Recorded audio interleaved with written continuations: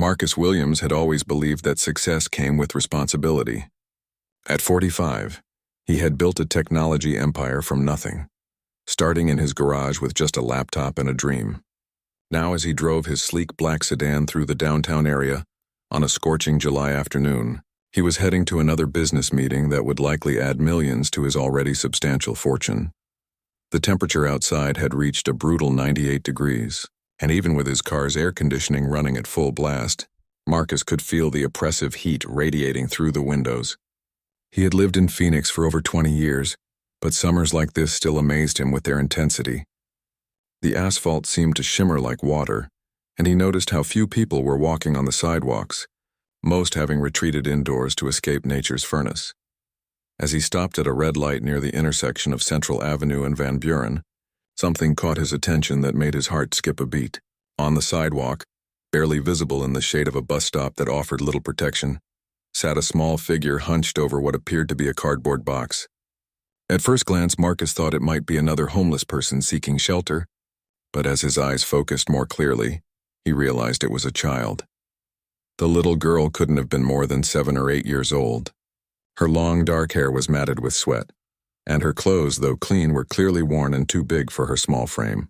She sat cross-legged on the hot concrete, and Marcus could see her shoulders shaking. Even through his closed windows and over the hum of his air conditioning, he could hear something that made his blood run cold. The sound of a child crying. Marcus rolled down his window slightly, and the words that drifted to his ears made him forget about his important meeting entirely. "Mom, please, it's too hot," the little girl sobbed, her voice cracking with desperation. "I can't take it anymore. When can we go inside somewhere cool?"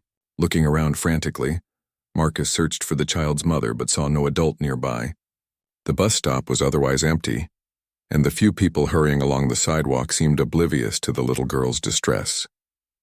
His businessman's mind, usually focused on profit margins and strategic planning, suddenly shifted into an entirely different mode. This wasn't about money or success. This was about a child who was clearly in distress and potentially in danger. The traffic light turned green, but Marcus didn't move. Cars began honking behind him, their drivers impatient in the heat, but he barely heard them. All he could focus on was the little girl's continued sobbing and her repeated pleas about the unbearable temperature. He knew that heat-related illnesses could be deadly, especially for children, and sitting on hot concrete in direct sunlight was extremely dangerous. Marcus quickly pulled his car over to the side of the road, not caring that he was in a no-parking zone. His hands were already reaching for the door handle when he saw movement near the bus stop. A woman emerged from behind a nearby building, walking slowly toward the child. She appeared to be in her early 30s with the same dark hair as the little girl, but her face showed the unmistakable signs of exhaustion and stress. The woman's clothes were similar to the child's, clean but clearly secondhand, and she carried a small backpack that looked like it contained all of their possessions.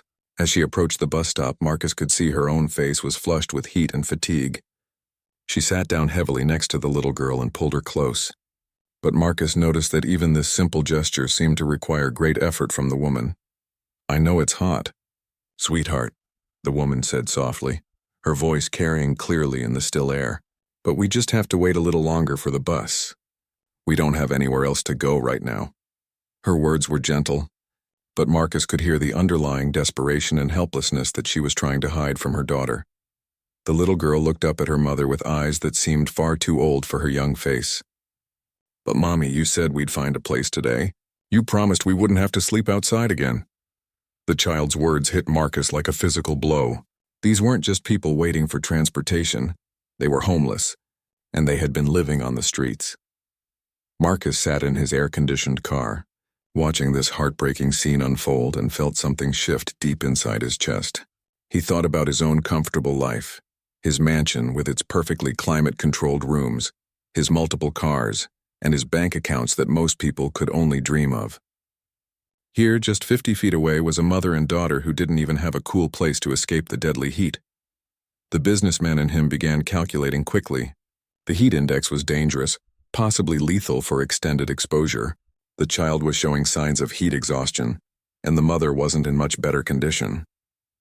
They needed help immediately, and they needed it from someone who had the resources to make a real difference in their situation. Marcus turned off his car engine and stepped out onto the blazing asphalt. The heat hit him like opening an oven door, and he was grateful for his expensive, lightweight business suit that was designed for hot weather. As he walked toward the bus stop, he could feel the concrete burning through the soles of his Italian leather shoes, and he couldn't imagine how awful it must be for the little girl sitting directly on that scorching surface. The mother looked up as he approached, and Marcus could see the wariness in her eyes. She instinctively pulled her daughter closer, and he realized that his appearance, expensive clothes, confident stride, obvious wealth, might be intimidating to someone in their vulnerable position. He needed to approach this situation very carefully, with respect and genuine concern, not as a wealthy man looking down on those less fortunate. Marcus slowed his pace as he got closer to the bus stop, not wanting to alarm the mother and daughter any further. The little girl had stopped crying but was now breathing heavily, her face flushed red from the extreme heat. Her mother kept glancing nervously between Marcus and the empty street, clearly calculating whether she needed to grab her child and run. "Excuse me," Marcus said softly, stopping about 6 feet away to give them space. "I couldn't help but notice that you and your daughter have been sitting in this heat for a while. Are you both okay?"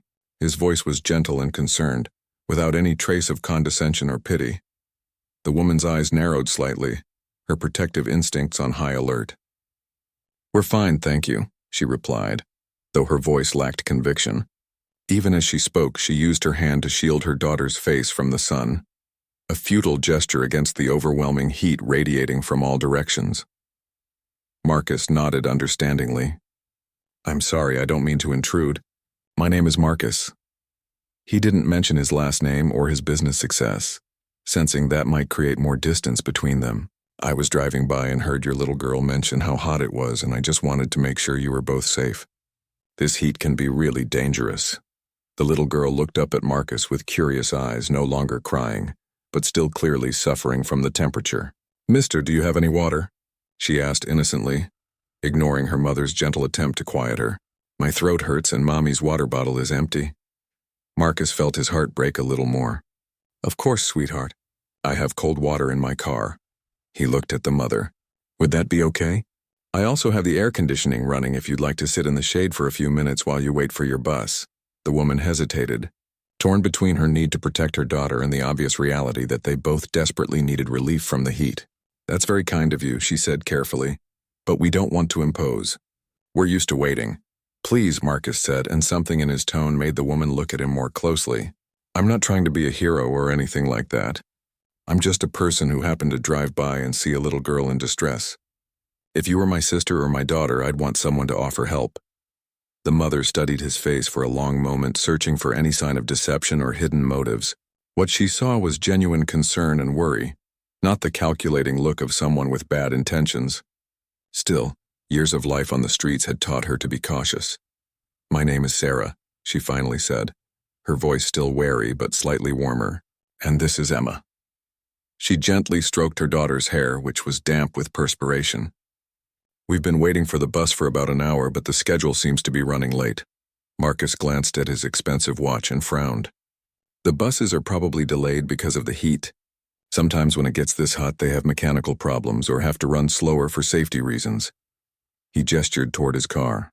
"Look, I understand if you don't want to get in a stranger's car, but what if I just gave you some cold water and maybe sat with you here in whatever shade there is? I have an umbrella in my trunk that might help block some of the sun." Emma tugged on her mother's shirt. "Mommy, can we please have some water? I'm so thirsty and my head hurts." The child's plea was heartbreaking, and Marcus could see Sarah's resolve weakening as her maternal instincts overrode her caution. "Okay," Sarah said quietly. "Some water would be wonderful. Thank you." Marcus walked quickly back to his car, his mind racing as he gathered supplies. In his trunk, he found 2 bottles of premium water he always kept for emergencies, a large golf umbrella, and a small towel. He also grabbed a protein bar from his briefcase, thinking that the little girl might be hungry as well as thirsty and dehydrated. When he returned to the bus stop, he was shocked to see that Emma had actually moved to lie down on the hot concrete, too exhausted to sit up anymore. Sarah was fanning her with a piece of cardboard, panic starting to show in her eyes. "She just got really tired all of a sudden," Sarah explained frantically as Marcus approached. Emma, honey, can you sit up for me? Marcus immediately recognized the signs of heat exhaustion that were progressing toward something more serious. We need to get her cooled down right now, he said, dropping to his knees beside the little girl despite the burning concrete. Emma, can you hear me? I brought you some nice cold water. He opened one of the bottles and held it to Emma's lips. She drank eagerly, some of the water spilling down her chin, and Marcus could see a bit of color returning to her pale face. He soaked the small towel with some of the water and gently placed it on the back of her neck. That feels so good, Emma whispered, her voice barely audible. Sarah watched this interaction with growing emotion. Here was a complete stranger, clearly a wealthy man based on his clothes and car, kneeling on dirty, burning concrete to help her daughter. His expensive suit was getting dirty, and sweat was beginning to show on his forehead, but he didn't seem to care about anything except Emma's well-being. You don't have to do this, Sarah said softly, though her gratitude was evident in her voice. You probably have somewhere important to be. Marcus looked up at her while continuing to help Emma drink small sips of water. There's nowhere more important than right here, he said simply. Besides, I think we need to get both of you somewhere with air conditioning soon. This heat is dangerous, especially for children. As if to emphasize his point, Emma began to shiver despite the oppressive temperature. Another warning sign that her body was struggling to regulate its temperature. Marcus and Sarah exchanged worried glances, both realizing that this situation was becoming more serious than just waiting for a bus. Sarah, Marcus said carefully, I think we need to get Emma to a hospital or at least somewhere cool immediately. Heat exhaustion can turn into heat stroke very quickly, and that can be life-threatening. The fear in Sarah's eyes was unmistakable, but Marcus also saw something else. The look of a mother who was out of options and desperately needed help, even if it meant trusting a stranger. Sarah looked down at her daughter, who was now barely responsive despite the cold water and shade from Marcus's umbrella. The decision she had been avoiding was no longer optional. Okay, she whispered, her voice thick with emotion. Please help us get somewhere cool. Marcus didn't waste any time. He gently lifted Emma into his arms, surprised by how light she felt, and carried her to his car. The little girl's head rolled against his shoulder, and he could feel how hot her skin was even through his shirt. Sarah followed closely, clutching their small backpack and watching her daughter with the intense focus that only a frightened mother could have. The air conditioning is already running, Marcus said as he carefully placed Emma in the back seat. Sarah, can you sit with her while I drive? There's a children's hospital about 10 minutes from here. Hospital? Sarah's voice cracked with panic. We don't have insurance. We can't afford a hospital. Marcus was already starting the car, but he turned to look at her with steady, reassuring eyes. Don't worry about money right now. Let's just focus on getting Emma feeling better. He didn't make any promises about paying for medical bills yet, knowing that might overwhelm Sarah, but he had already decided that cost would not be a factor in Emma's care. As they drove through the city streets, Marcus kept glancing in the rearview mirror at Sarah, who was holding Emma close and whispering soft words of comfort. The cold air in the car was already helping, and Emma's breathing seemed to be getting a bit easier, but Marcus knew they needed professional medical attention to be safe. Can I ask how long you've been living on the streets? Marcus asked gently, not wanting to pry but needing to understand their situation better. Sarah was quiet for so long that Marcus thought she wasn't going to answer. Finally, she spoke in a voice so soft he had to strain to hear her over the air conditioning. 3 weeks, she said. We lost our apartment when I lost my job. I was working at a grocery store, but they had to cut hours because business was slow. And then they let me go entirely. Marcus felt a familiar anger rising in his chest, not at Sarah, but at a system that could leave a hard-working mother and her child homeless so quickly. What kind of work were you doing there? Cashier mostly, but I also helped with inventory and stocking, Sarah replied, gently stroking Emma's hair as the little girl began to show more signs of alertness. I have a high school diploma and some college, but I never finished my degree. When Emma's father left us 2 years ago, I had to work instead of going to school. The story was painfully familiar to Marcus, though he had experienced it from a different perspective. He thought about the single mothers who worked in his company, and how he had always tried to provide good benefits and flexible schedules precisely because he understood how precarious life could be for families without support systems. Have you been able to find any other work? He asked. Sarah shook her head. It's hard to look for jobs when you don't have a permanent address, and even harder when you have to bring your daughter with you to interviews. Most places want you to start immediately, but I can't work if I don't have anywhere safe for Emma to stay. Emma stirred in her mother's arms and looked around the car with wide eyes. Mommy, it's so cool in here, she said, her voice stronger than it had been in the past hour. Is this the nice man's car? Yes, sweetheart, Sarah said, tears of relief starting to form in her eyes. Mr. Marcus is helping us get somewhere safe and cool. Thank you, Mr. Marcus, Emma said politely, the way children do when their parents have taught them good manners despite difficult circumstances. Your car is really nice. It smells like new leather. Marcus chuckled despite the serious situation. You're very welcome, Emma. How are you feeling now? Still hot? Much better, she replied, sitting up straighter in her mother's lap. Can I have some more water? As they continued toward the hospital, Marcus's mind was working on multiple levels. The immediate crisis seemed to be passing, but he was already thinking about the larger problem. Sarah and Emma needed more than just medical attention and a cool place to sit for an hour. They needed housing, steady income, and stability. Most importantly, they needed hope. Marcus had built his fortune by recognizing opportunities and acting quickly when he saw potential for positive change. Looking at Sarah through his rearview mirror, her obvious intelligence, her dedication to her daughter, her dignity even in desperate circumstances, he saw someone who just needed a real chance to rebuild her life. Sarah, he said carefully, can I ask what kind of work you enjoyed most at the grocery store? What were you best at? She seemed surprised by the question. I actually really liked the inventory work, she said thoughtfully. Organizing the stockroom, tracking what we needed to order, making sure everything was where it should be. I was good with the computer systems they used for tracking merchandise. She paused. Why do you ask? Marcus pulled into the hospital parking lot but didn't get out immediately. Instead, he turned around to face both Sarah and Emma directly. Because I'm wondering if you might be interested in a different kind of opportunity than just another cashier job. Sarah's eyes widened with a mixture of hope and skepticism. What do you mean? I own a company, Marcus said simply. We're always looking for people who are good with organization and computer systems. People who are reliable and hardworking. He gestured toward Emma, who was now sitting up and looking much more like a normal, healthy child. And we have excellent benefits, including health insurance and an on-site childcare center. For a moment, Sarah just stared at him, as if she couldn't quite believe what she was hearing. Are you serious? I don't joke about job offers, Marcus replied with a small smile. But first, let's get Emma checked out by a doctor and make sure she's completely okay. Then if you're interested, we can talk about what kind of position might be a good fit for your skills. Emma clapped her hands together with excitement. Mommy, does that mean we won't have to sleep outside anymore? Sarah's tears finally spilled over, but they were tears of hope rather than despair. Maybe, baby, she whispered. Maybe it does. The children's hospital emergency room was busy, but Marcus's presence seemed to smooth their path through the admission process.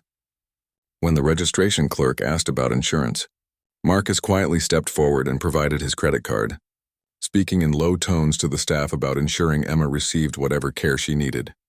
Sarah started to protest, but Marcus gently interrupted her. We can discuss the details later, he said firmly but kindly. Right now, the only thing that matters is making sure Emma is healthy. Dr. Martinez, a pediatrician with kind eyes and gentle hands, examined Emma thoroughly while Sarah and Marcus waited anxiously nearby. The little girl was much more animated now that she was in air conditioning, chatting with the nurse about her favorite cartoon characters and asking curious questions about all the medical equipment. The good news is that Emma is going to be just fine, Dr. Martinez announced after completing her examination. She had mild heat exhaustion, but the quick cooling and hydration prevented it from becoming more serious. You got her help just in time. Sarah's relief was visible as tension flowed out of her shoulders. Thank you so much, she said to both the doctor and Marcus. I was so scared. Heat exhaustion can be very dangerous, especially for children, Dr. Martinez continued. Emma needs to stay hydrated and avoid prolonged sun exposure for the next few days. I'd also recommend she stays somewhere with air conditioning until this heat wave passes. Marcus and Sarah exchanged glances, both knowing that staying somewhere with air conditioning had been exactly the problem that led to the situation in the first place. "Doctor," Marcus said, "what would you recommend for a family who doesn't currently have housing? Are there any local shelters with adequate cooling?" Dr. Martinez frowned thoughtfully. "The city shelters are overcrowded and don't always have reliable air conditioning," she admitted. "In heat like this, that's really not a safe option for a child who just experienced heat exhaustion." Marcus nodded, an idea already forming in his mind. "I understand. Thank you for taking such good care of Emma." As they left the hospital, Emma was carrying a small stuffed bear that one of the nurses had given her, and Sarah was clutching a folder full of discharge instructions and follow-up information. The evening air was still oppressively hot, but nowhere near as dangerous as the afternoon sun had been. "Marcus," Sarah said as they reached his car, "I don't know how to thank you for what you've done today. The hospital bill alone must have been hundreds of dollars, and we're complete strangers to you." "You don't need to thank me," Marcus replied, opening the car doors to let the air conditioning start cooling the interior again. "But you do need to let me help you figure out a safe place to stay tonight." The doctor was right about the shelters not being safe in this heat, especially for Emma. Sarah's pride warred with her practical understanding of their situation. "I can't keep accepting charity from you," she said quietly. "It's not right. It's not charity," Marcus said firmly. "It's one human being helping another human being in a crisis. And besides, I meant what I said about the job offer. If this works out, you'll be able to pay me back and then some." Emma tugged on Marcus's shirt. "Mr. Marcus, are you really going to give Mommy a job? She's really good at working. She can count really fast and she always knows where everything is supposed to go."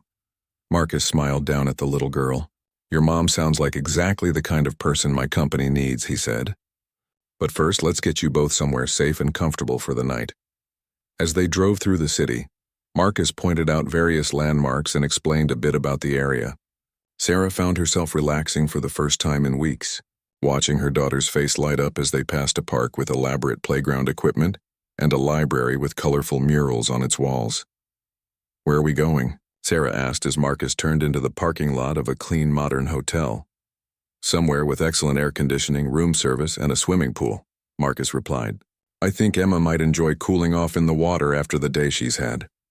Sarah's protest died in her throat when she saw Emma's face pressed against the car window, staring at the hotel's sparkling pool area visible through the glass lobby. It had been months since her daughter had shown such pure, uncomplicated excitement about anything. Marcus handled the check-in process efficiently, booking a 2-bedroom suite and arranging for meals to be delivered to the room. When Sarah started to object to the expense, he held up a hand to stop her. "Think of this as an advance on your first paycheck," he said. "Tomorrow morning we'll go to my office and you can learn more about what we do. If you decide you're interested in working with us, we'll talk about a more permanent housing solution."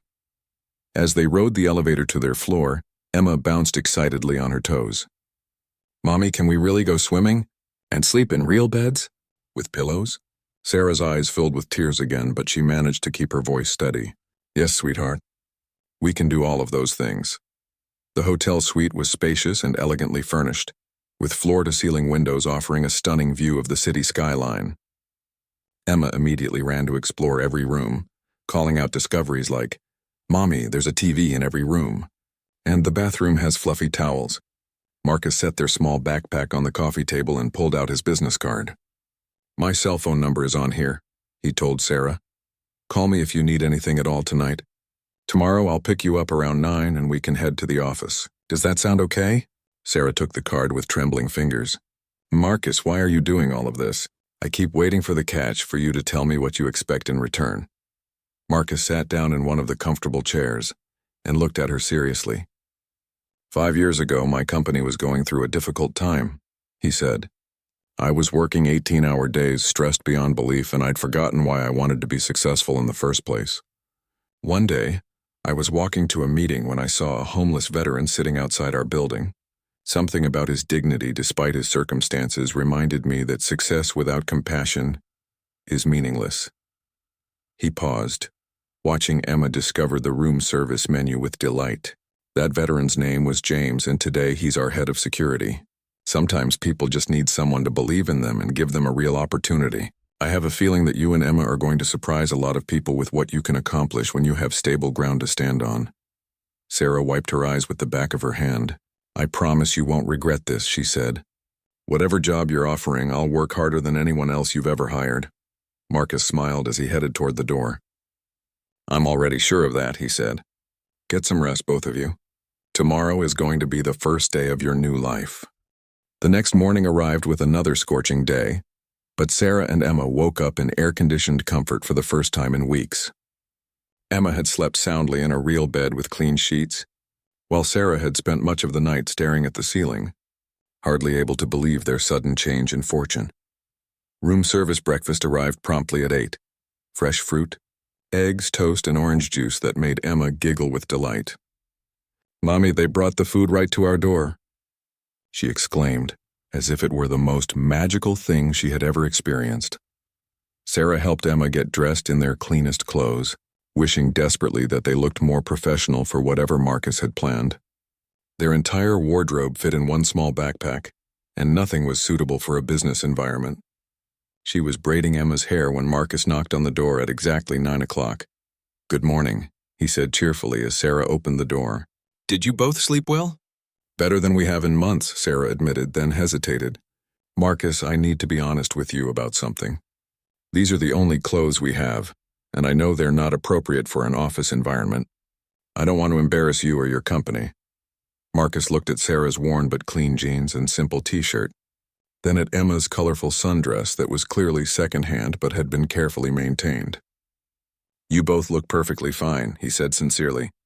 But if you'd like, we can stop by a store on the way to the office. Consider it part of your employment preparation. Before Sarah could protest about more expenses, Marcus added, It's a legitimate business expense. Most companies provide uniforms or have dress codes that require specific clothing. This is no different. An hour later, Sarah barely recognized herself in the dressing room mirror at a professional clothing store. Marcus had tactfully suggested she pick out several outfits while he and Emma explored the children's section, and the salesperson had helped her select clothing that was both professional and comfortable. Mommy, you look like the business ladies on TV, Emma announced when Sarah emerged wearing a navy blue dress with a matching blazer. Marcus nodded approvingly. You look confident and professional, he said. How do you feel? Like I'm pretending to be someone else, Sarah admitted with a nervous laugh. But a someone else that I think I could learn to be. Williams Technology Solutions occupied 3 floors of a gleaming downtown office building. As they rode the elevator to the executive level, Sarah's nerves increased with each floor they passed. She had expected a small business, maybe a startup with a few employees. She hadn't expected this level of corporate sophistication. Marcus, exactly what kind of company do you own? She asked, staring at the elegant lobby with its marble floors and modern artwork. We develop software solutions for inventory management and supply chain optimization, Marcus explained as they walked down a hallway lined with awards and recognition plaques. We work with everyone from small retail businesses to major corporations, helping them track their products and streamline their operations. Sarah stopped walking. You mean like what I was doing at the grocery store, but with computer programs? Exactly like that, but much more advanced, Marcus confirmed. The grocery store inventory system you worked with was actually one of our products. That's part of why I was so interested when you said you enjoyed that aspect of your job. They entered a conference room where several employees were waiting. Marcus introduced Sarah to Janet, the head of human resources, David, who managed their client support division, and Lisa, who oversaw their training programs. Sarah has extensive hands-on experience with retail inventory systems, Marcus explained to the group. I'm thinking she might be a perfect fit for our client support team, helping businesses implement and troubleshoot our software. Janet smiled warmly at Sarah. That's actually one of our fastest-growing departments, she said. We're always looking for people who understand how these systems work in real-world situations, not just in theory. David leaned forward with interest. Most of our support staff have computer science degrees but have never actually worked in retail, he explained. They know the technical side, but they don't always understand the practical challenges our clients face. Someone with your background could be incredibly valuable. Sarah felt a flutter of excitement mixed with nervousness. This sounds amazing, but I have to be honest. I don't have any formal training in computer programming or software support. I just know how to use the systems, not how to fix them when they break. That's what our training program is for, Lisa said enthusiastically. We provide 6 weeks of paid training for new employees, covering everything from basic programming concepts to advanced troubleshooting techniques. Based on what Marcus has told us about your experience, I think you'd pick it up very quickly. Marcus watched Sarah's face as she processed this information. He could see the wheels turning in her mind, imagining possibilities that had seemed impossible just 24 hours ago. What about Emma? Sarah asked the practical mother in her surfacing. I can't afford childcare and I can't leave her alone. That's the best part, Janet said with a smile. We have an on-site childcare center for employees' children. It's open from 7 in the morning until 6 at night, and it's completely free for full-time employees. Emma, who had been quietly coloring with crayons and paper that Lisa had provided, looked up with interest. Would there be other kids to play with? Lots of other kids, Lisa assured her. And they have computers for learning games and books and even a small playground on the roof. Sarah felt overwhelmed by the generosity and the opportunities being presented. I don't understand, she said quietly. Why would you offer all of this to someone you met yesterday? This seems too good to be true. Marcus looked around the room at his employees, all of whom were nodding encouragingly. Because good people deserve good opportunities, he said simply. And because companies that invest in their employees and treat them well tend to be more successful in the long run. It's not charity, it's good business, David added. We've learned that some of our best employees are people who really need the job and appreciate the opportunity.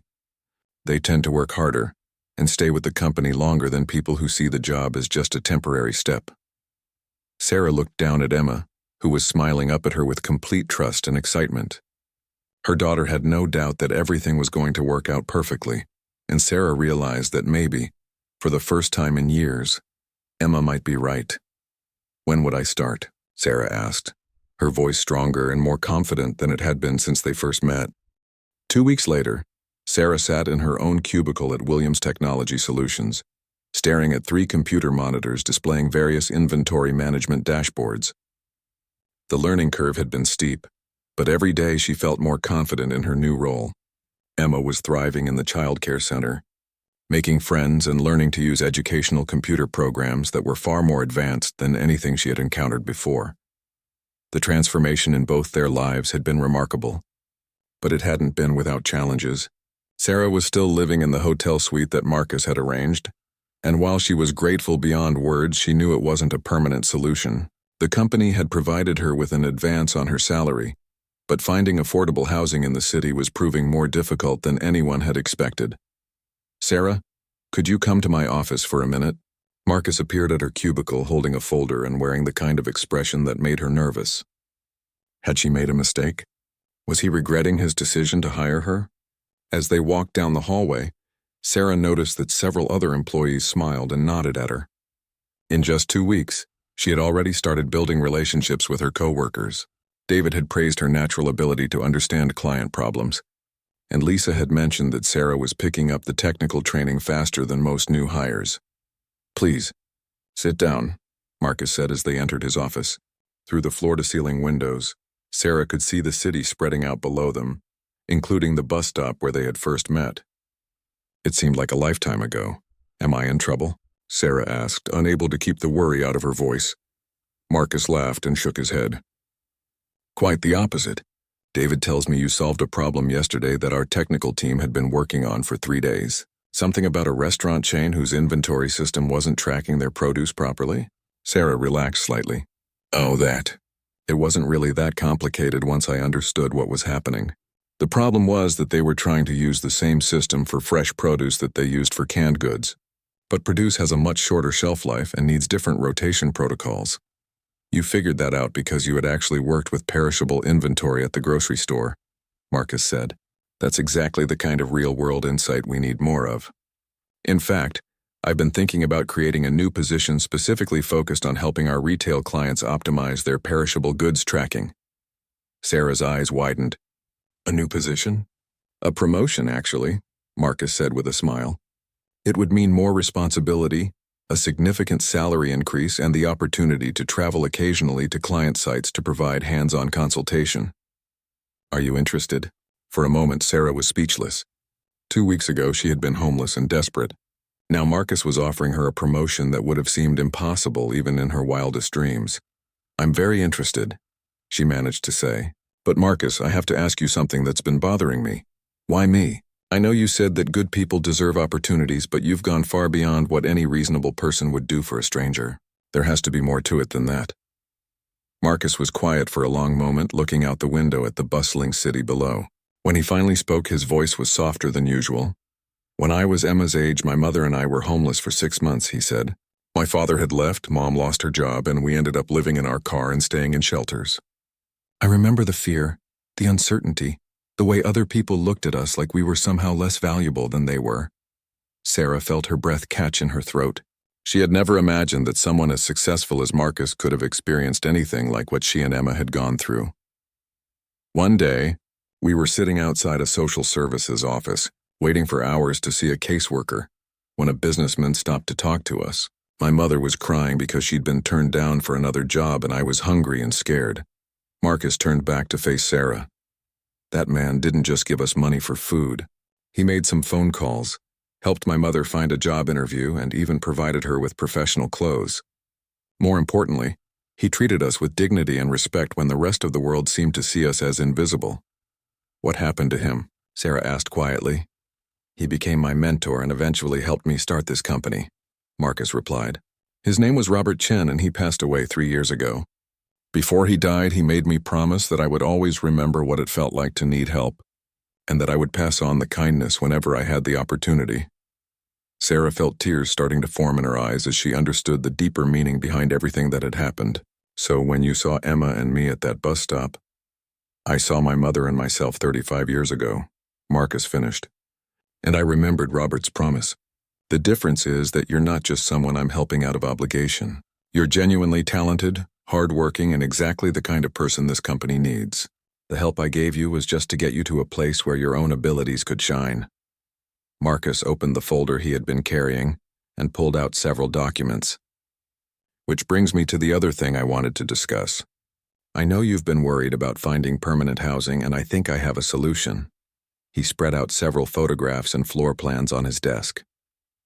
"The company owns a small apartment complex about 15 minutes from here. It was originally built for employee housing, but we haven't used it for that purpose in several years. The units are 2-bedroom, fully furnished, and they come with all utilities included." Sarah stared at the pictures, which showed clean, modern apartments with updated kitchens and comfortable living areas. "These look expensive," she said hesitantly.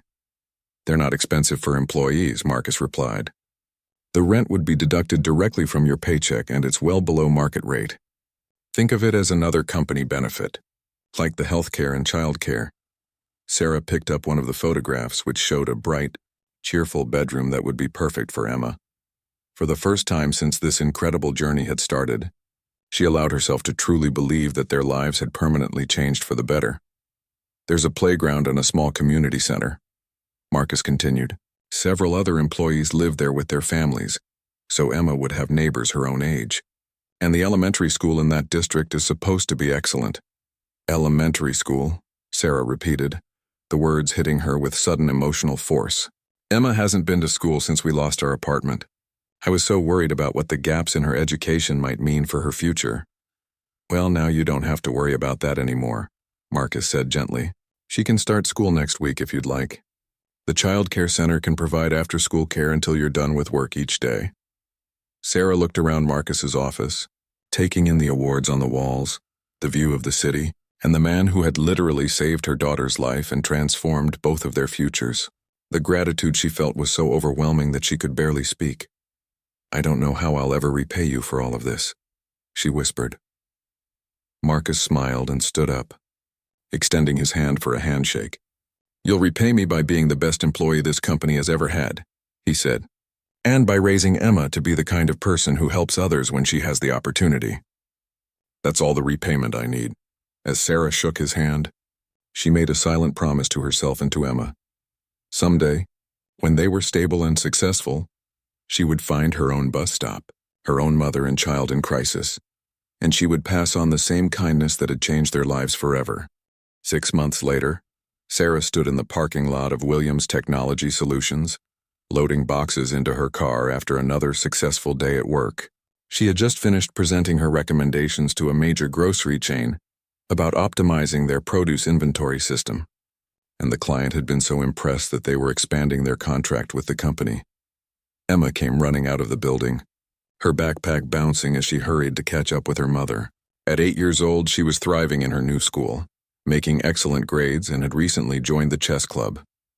The scared, heat-exhausted little girl from that bus stop seemed like a distant memory. "Mommy, Mrs. Peterson said I can help with the younger kids in the after-school program tomorrow," Emma announced excitedly as she climbed into the car. "She says I'm really good at explaining things so other people can understand them." Sarah smiled as she started the engine, thinking about how much Emma had grown in confidence and happiness. Their small apartment in the company housing complex had become a real home, decorated with Emma's artwork and filled with books from the local library. Emma had her own bedroom, painted in her favorite shade of purple, and Sarah had created a small office space where she could work on projects and continue her education through online courses. The promotion Marcus had offered had worked out better than anyone had expected. Sarah had discovered that she had a natural talent for understanding complex business problems and finding practical solutions. She was now the company's lead consultant for retail inventory optimization, with a salary that allowed them to save money and plan for the future. As they drove through downtown, Sarah noticed something that made her slow down and eventually pull over. At the same bus stop where Marcus had found them 6 months earlier, a woman sat in the shade with 2 small children, all 3 looking exhausted and overheated. The temperature wasn't as extreme as it had been that July day, but it was still dangerously hot, and Sarah could see that the family was struggling. "Mommy, why are we stopping?" Emma asked, looking out the window at the bus stop. Sarah turned off the engine and looked at her daughter seriously. "Emma, do you remember what it was like when we didn't have a home and we had to sit outside in the hot sun?" Emma nodded solemnly. "It was really scary, and I was so hot and thirsty. But then Mr. Marcus helped us." "That's right," Sarah said. "And now I think maybe it's our turn to help someone else."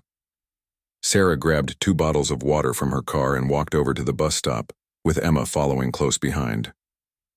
The woman looked up nervously as they approached, pulling her children closer in a protective gesture that Sarah recognized all too well. "Excuse me," Sarah said gently, crouching down to be at the same level as the children. "I noticed you've been waiting here for a while. Are you okay? Do you need any water?" The woman's eyes filled with tears of relief at the kindness in Sarah's voice. "We've been waiting for over an hour," she admitted.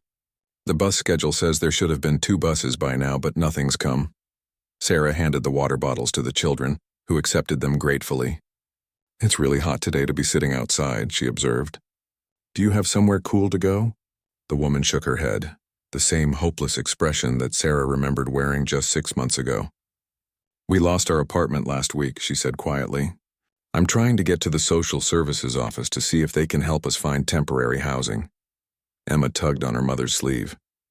"Mommy," she whispered, "can we help them the way Mr. Marcus helped us?" Sarah smiled at her daughter and then looked back at the woman. "My name is Sarah and this is Emma. Would you like us to give you a ride to the social services office? My car has air conditioning." The relief on the woman's face was immediate. "Are you sure? We don't want to impose." "You're not imposing at all," Sarah assured her. "Actually, I might be able to help you with more than just a ride. I work for a company that's always looking for good employees, and they have excellent benefits." As they walked toward Sarah's car, Emma fell into step beside the youngest child, a little girl about her own age. "Don't worry," Emma said with the wisdom of someone who had been through the same experience. "My mommy is really good at helping people, and she knows lots of people who can help too. You're going to be okay." Later that evening, Sarah called Marcus to tell him about the family she had encountered. She had helped them get connected with social services, provided them with a safe place to stay for the night, and arranged for the mother to interview for a position in their client support department. "It sounds like you handled the situation perfectly," Marcus said with pride in his voice. "How does it feel to be on the other side of helping?" Sarah looked across their living room, where Emma was doing homework at the dining table, completely absorbed in a math problem. "It feels like everything has come full circle," she said. 6 months ago, I never could have imagined that we'd be in a position to help someone else. It makes me realize how far we've come. You've both come incredibly far, Marcus agreed. But more importantly, you're raising Emma to understand that success comes with the responsibility to help others. That's the most valuable lesson anyone can learn. After hanging up the phone, Sarah sat down next to Emma at the table. How was school today, sweetheart? Emma looked up from her homework with bright, confident eyes. Really good, Mommy. We learned about community helpers today, and I told my class about how Mr. Marcus helped us and how you helped that family at the bus stop. My teacher said that when people help each other, it creates a chain of kindness that can go on forever. Sarah hugged her daughter tightly, thinking about how much wisdom Emma had gained from their difficult journey and their incredible rescue. Your teacher is absolutely right, she said. And someday, when you're grown up, you'll probably help someone too, and they'll help someone else, and the chain will keep going. Emma nodded seriously. I want to be just like you and Mr. Marcus when I grow up, she said. I want to help families who don't have homes. As Sarah tucked Emma into bed that night, she looked around their comfortable apartment and marveled at the transformation in their lives. The scared, desperate woman who had sat at that bus stop with her overheated daughter seemed like a different person entirely. But she knew that woman was still part of her, and the memory of that desperation would always drive her to help others in similar situations. Marcus had given them much more than jobs and housing. He had given them hope, dignity, and the opportunity to become the kind of people who make the world a little bit better for others. And now, as Emma drifted off to sleep in her own bed in their own home, Sarah knew that the most important part of their story wasn't how they had been rescued, but how they were now in a position to rescue others. The chain of kindness that had started with a successful businessman stopping to help a crying little girl would continue through Emma and countless others who would benefit from the ripple effects of that one moment of compassion. Sometimes, Sarah reflected, the most powerful thing anyone can do is simply refuse to drive past someone in need, and instead ask the simple question, "Are you okay?"